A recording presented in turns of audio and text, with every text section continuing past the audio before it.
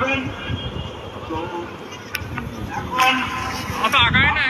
এখন বেশি পৌঁছাননি,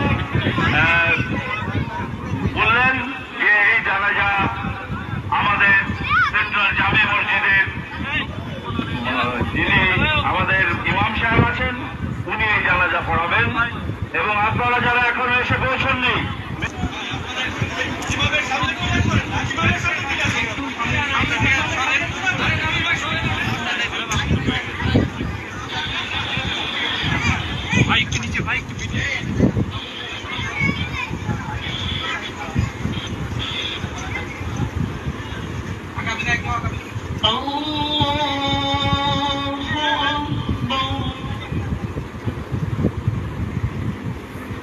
আন্তরিকতা জানাবো আমাদের প্রিয় ছোট ভাই